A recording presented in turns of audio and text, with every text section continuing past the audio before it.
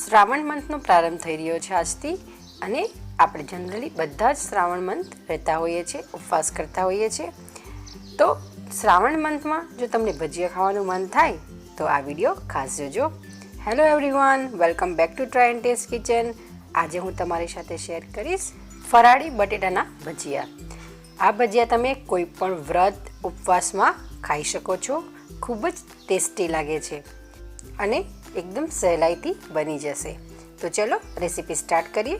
Recipe start કરતાં પહેલાં હું તમને રિક્વેસ્ટ કરીશ કે તમને જો મારી આ રેસીપી ગમે તો પ્લીઝ મારા વિડીયોને લાઈક કરજો, ફ્રેન્ડ્સ, ફેમિલી, રિલેટિવમાં શેર કરજો અને જો તમે નવા હો તો તમારે મારી ચેનલને સબસ્ક્રાઈબ કરવાની છે.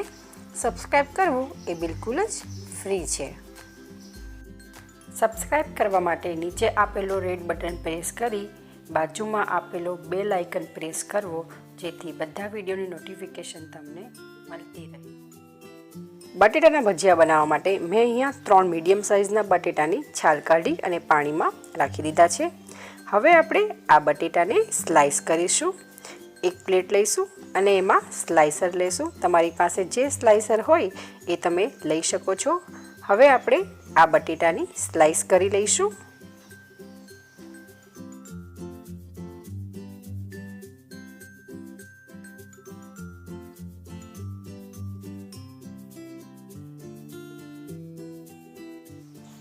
અહીંયા મેં બધા જ બટેટાની સ્લાઈસ કરી લીધી છે.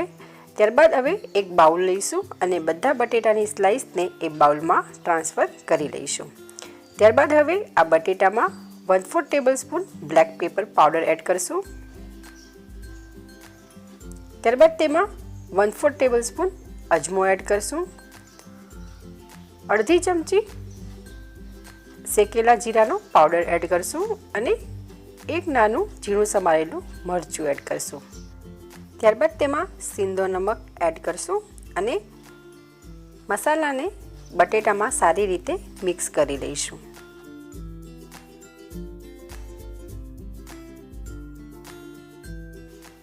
તમે જોઈ શકો છો મસાલો બટેટાની સ્લાઈસ જોડે સરસ મિક્સ થઈ ગયો છે. હવે આપણે બેટર તૈયાર કરીએ. તેના માટે એક બાઉલમાં 1 કપ રાજગરાનો લોટ લીધો છે. ત્યારબાદ એ લોટમાં આપણે 1/4 tablespoon black pepper powder add કરીશું, 1/4 ટેબલસ્પૂન અજમો એડ કરીશું અને સિંધો નમક એડ કરીશું. ત્યારબાદ સરસ મિક્સ કરી થોડું પાણી એડ કરી અને જેમ આપણે ભજીયા બનાવતા હોય એ જ પ્રકારનું બેટર તૈયાર કરી લઈશું.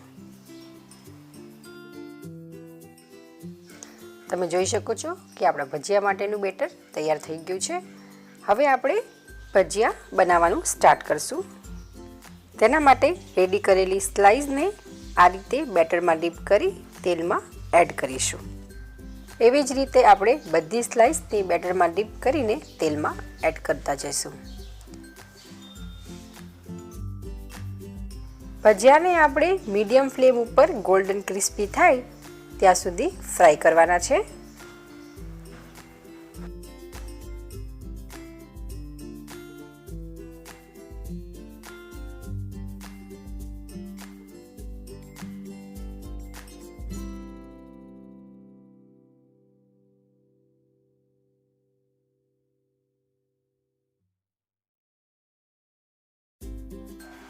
ભજીયાને તેલમાં એડ કર્યા બાદ 1 થી 1.5 મિનિટ પછી આપણે ભજીયાની સ્લાઈસને આ રીતે ટર્ન કરી લઈશું, જેથી એ બીજી બાજુ પણ ગોલ્ડન ક્રિસ્પી ફ્રાય થઈ જાય.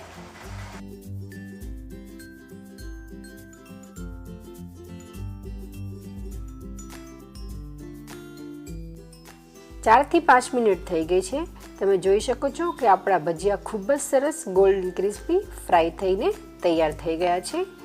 હવે આપણે આ ભજીયાને એક ટીશ્યુ પેપરવાળી પ્લેટમાં ટ્રાન્સફર કરી લઈએ અને બીજી બેચ પણ આપણે આ રીતે ભજીયાની ફ્રાય કરી લઈએ.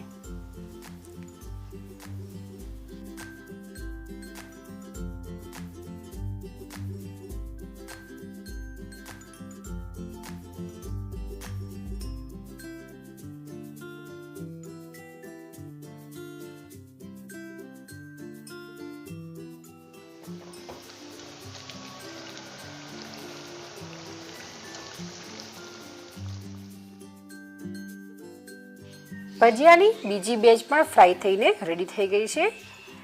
આ બેચને પણ આપણે ટીશ્યુ પેપરવાળા પ્લેટમાં ટ્રાન્સફર કરી અને સર્વિંગ પ્લેટમાં સર્વ કરી લઈએ. તો રેડી છે આપણા ફરાળી બટેટા ભજીયા. આ ભજીયાને તમે કોઈ પણ વ્રત કે ઉપવાસમાં ખાઈ શકો છો. ખૂબ જ સરસ અને ટેસ્ટી લાગે છે. મેં આ ભજીયાને એક દહીંની ડીપ જોડે સર્વ કર્યા છે. આ દહીંને ડીપ બનાવવી એકદમ ઇઝી છે. દહીંને ફેટી તેમાં ખાંડ, શેકેલા જીરાનો પાવડર અને મરીનો પાવડર એડ કરી સરસ મિક્સ કરી લેવું. આપણી ડીપ રેડી. તો તમે પણ તમારા કિચનમાં આજે જ ફરાળી ભજીયા અને દહીંની ડીપ જરૂરથી ટ્રાય કરજો. જો તમને આ મારી રેસીપી ગમે તો પ્લીઝ મારા વિડીયોને લાઇક કરજો, ફ્રેન્ડ્સ, ફેમિલી અને રિલેટિવમાં શેર કરજો, જેથી કે એ લોકો પણ આ ફરાળી વાનગી એના ઘરે બનાવી શકે. અને મારી ચેનલને સબસ્ક્રાઈબ કરવાનું ભૂલશો નહીં. તો ફરી મળીશું એક નવી રેસીપી સાથે. Thank you for watching my video.